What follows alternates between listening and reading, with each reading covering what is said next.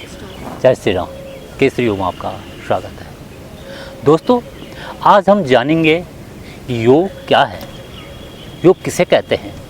साधारण बोलचाल की भाषा में और आम लोग योग जो समझते हैं, जो हम फिजिकल एक्सरसाइज करते हैं और जो प्राणायाम करते हैं, लोग उसी को योग समझते हैं।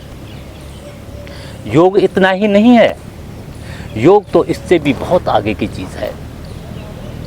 महर्षि पतंजलि ने अपने पहले सूत्र में कहा है, अथ योगानुशासनम। योग हमें अनुशासित रहना सिखाता है। सेल्फ डिसिप्लिन में हम रहते हैं योग के द्वारा, और जो हम क्रियाएं करते हैं वो हमें अंदर और बाहर से शांति और सुख देने वाली होती हैं। आप सोच रहे होंगे कि योग क्या है। योग का शाब्दिक अर्थ होता है जोड़ना। आपने सुना होगा, स्कूल में पढ़ते थे 2 और 2 का योग कितना होता है, 4 होता है। योग का मतलब जोड़ना। अब यहाँ पर प्रश्न उठता है, योग में हम किससे जुड़ रहे हैं, किससे हमें जुड़ना है, क्या जोड़ना है, ये हम योग में जानते हैं। योग का मतलब होता है जुड़ना। किससे जुड़ना? आत्मा से जुड़ना, ईश्वर से जुड़ना। अगर हम आत्मा से जुड़ गए तो हमारा जो है ईश्वर से आत्म साक्षात्कार हो जाता है। महर्षि पतंजलि ने योग के 8 सूत्र बताए हैं, 8 अंग बताए हैं। तो पहला है यम, नियम, आसन, प्राणायाम, प्रत्याहार, धारणा, ध्यान और समाधि। ये 8 अंग बताए हैं महर्षि पतंजलि ने। सबसे पहला आता है यम। यम से हम अपनी आंतरिक शुद्धता करते हैं, और यम के द्वारा हम ये जानते हैं कि समाज में हमारा व्यवहार कैसे हो, सामाजिक जीवन हमारा कैसा हो, समाज के प्रति हमारा व्यवहार कैसा होना चाहिए। इसके भी 5 अंग बताए गए हैं। नंबर पहला आता है अहिंसा, दूसरे में सत्य, तीसरे में आस्तेय, चौथे में ब्रह्मचर्य और 5वें में अपरिग्रह। पहला आता है अहिंसा। हिंसा न करना अहिंसा है, और मन, क्रम और वचन से हमें जो है हिंसा नहीं करनी है, उसी को ही अहिंसा कहते हैं। एक तो क्रम से कोई किसी को मार रहा है तो हिंसा कर ही रहा है, लेकिन कोई किसी को मार रहा है लेकिन हम उसको बोल रहे हैं कि हाँ ठीक है मार दो, तो हम वचन से भी हिंसा कर रहे हैं। ये भी एक प्रकार की हिंसा की श्रेणी में आता है।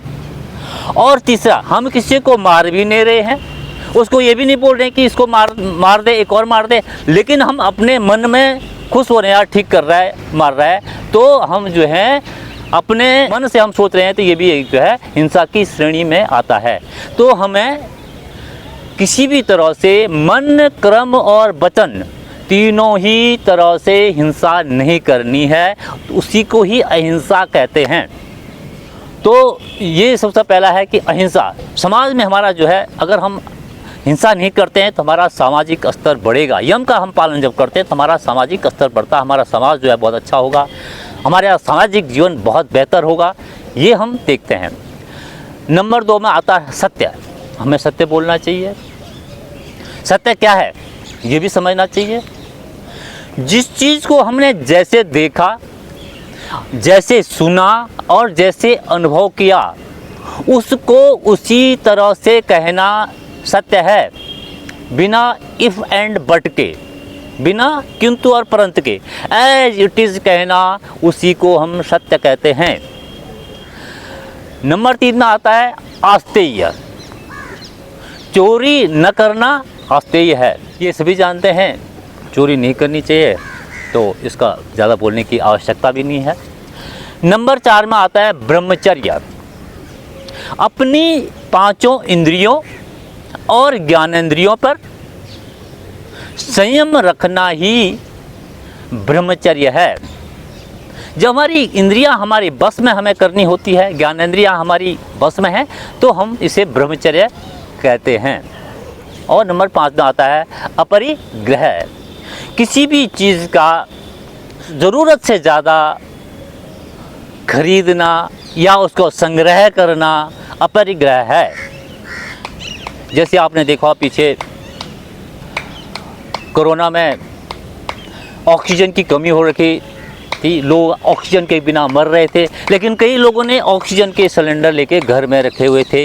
वो एक प्रकार से अपरिग्रह है। हो सकता है कि आप उस ऑक्सीजन के सिलेंडर को अपने घर में नहीं रखते, हो सकता है किसी आदमी की जान बच सकती थी, लेकिन हमने क्या कर दिया, संरक्षण कर दिया, उसको स्टोर कर दिया, घर में उसको संग्रह कर दिया। उसका ज़रूरत से ज़्यादा हम अगर किसी भी चीज़ का अगर हम संग्रह करते हैं तो वो अपरिग्रह की श्रेणी में आता है। जैसे हम दूध भी लेते हैं, छोटी सी बात है, सभी लेते हैं, हमें 1 किलो दूध की आवश्यकता है, हम 4 किलो लेके बैठ जाते हैं।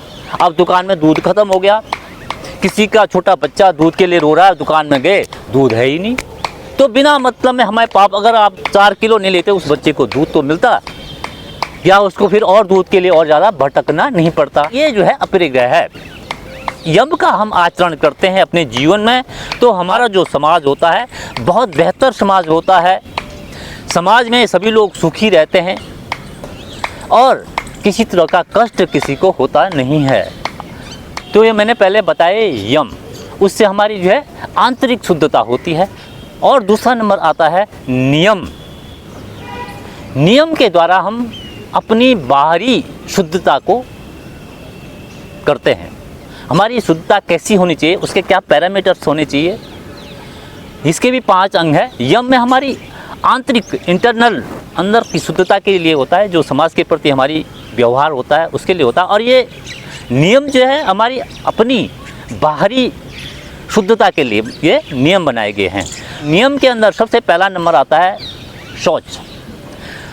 मल मूत्र का त्याग करना और नहाना, शरीर की स्वच्छता, ये शौच के अंदर आता है। ये सभी लोग करते हैं, इसमें बताने की आवश्यकता भी नहीं है। दूसरा आता है संतोष। जितनी हमारी कमाई है उसमें हमें सुख और संतोष का अनुभव करना, या सुखी रहना और संतोषी रहना, उसे संतोष कहते हैं। क्या है कि हम ज़्यादातर लोगों को देखते हैं कि जिसके पास जितना है उसको और ज़्यादा की इच्छा लगी रहती है। किसी के पास साइकिल है, उसको स्कूटर की इच्छा है, स्कूटर वाले को और ऊपर चाहिए, गाड़ी चाहिए, गाड़ी वाले को और बढ़िया गाड़ी चाहिए। तो आदमी को जो है हमेशा जो है संतोष नहीं है, इसने ये किया मेरे को भी करना है, उससे अच्छा करना है। इससे जो है हमारा जो है जीवन में बड़ी दिक्कतें आती हैं, कष्ट की अनुभूति होती है, हमारा जो है मानसिक जो है अनेक प्रकार के कष्ट, हमें डिप्रेशन हो गया, ये सारी चीज़ें रहती हैं जब हमें संतोष नहीं होता है। तो क्योंकि अगर आपको संतोष नहीं है, जो भी मतलब आप काम कर रहे हैं उसमें अगर संतोष नहीं है तो आप बिना मतलब का आपको जो है मानसिक कष्ट होता है। इसलिए संतोष का जीवन में होना बहुत ही आवश्यक है। नंबर 3 में आता है तप। शरीर, मन और बुद्धि, इन तीनों पर आपका जो है नियंत्रण है, संयम है, तो ये तप है। ऐसा नहीं आप सुबह शाम तक पढ़ रहे हैं, किताबें कर रहे हैं, पूजा पाठ कर रहे हैं और ये कर रहे हैं, वही तप, ऐसा नहीं। आप मन, आप बुद्धि और शरीर को जो है आप संयम के साथ रखते हैं, संयमित आप रहते हैं, तो तप है। नंबर 4 में आता है स्वाध्याय। स्वाध्याय क्या है? धार्मिक पुस्तकों का अध्ययन करना, प्रवचन सुनना, सत्संग करना, और ये सारी चीज़ें जो हैं स्वाध्याय के अंदर आती है। इसके अलावा स्वाध्याय के अंदर एक और चीज़ आती है, अपने आप को देखना। आपने दिन भर में जो कार्य किए, शाम के समय सोने से पहले उनका चिंतन किया। चिंतन करना होता है स्वाध्याय में।